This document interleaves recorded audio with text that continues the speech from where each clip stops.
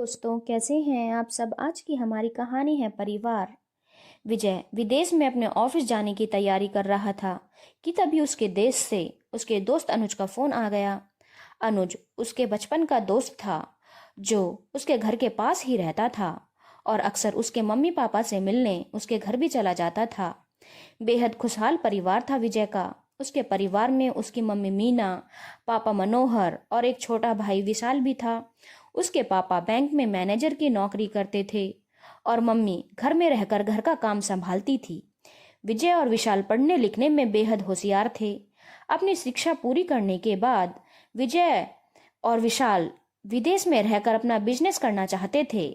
जब उन्होंने अपनी यह इच्छा अपने पापा को बताई तो उसके पापा बोले, कोई बात नहीं है, यदि तुम्हारा विदेश में व्यवसाय करने का मन है तो खुशी खुशी दोनों विदेश जाओ।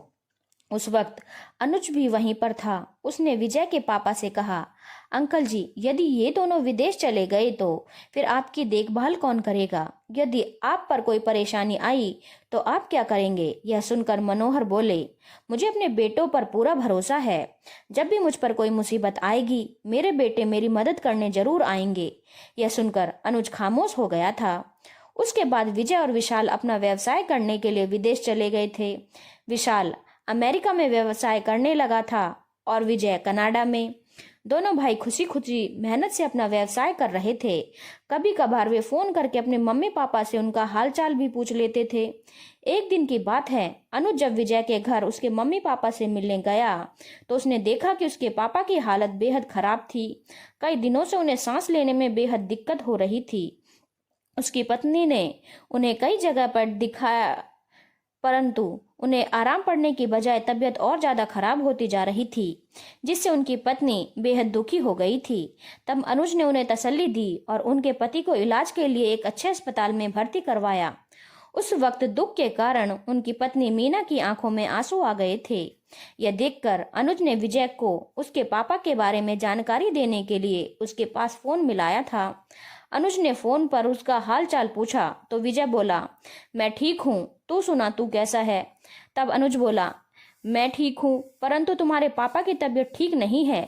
मैं आज जब उनसे मिलने आया तो वे बेहद परेशान थे। वे बीमारी के कारण बेहद कमजोर हो गए हैं।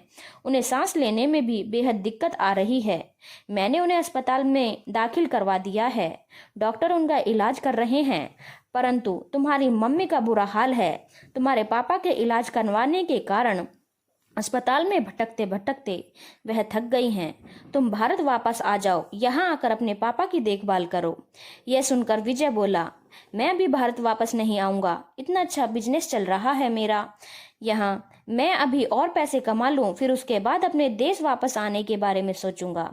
अभी मेरे पास भारत लौटने के लिए वक्त नहीं है। यह सुनकर अनुज बोला, एक बार अच्छी तरह से सोच विचार कर लो, फिर निर्णय लेना।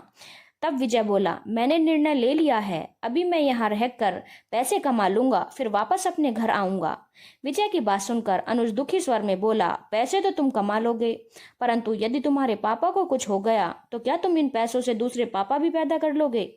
अनुज की बात सुनकर विजय को झटका सा लगा। उसे याद आ गए थे अपने पिता के कहे हुए शब्द, जब उन्होंने अनुज से कहा था, मुझे अपने बेटे पर विश्वास है। जब भी मुझ पर कोई मुसीबत आएगी मेरे बेटे मेरे पास जरूर आएंगे।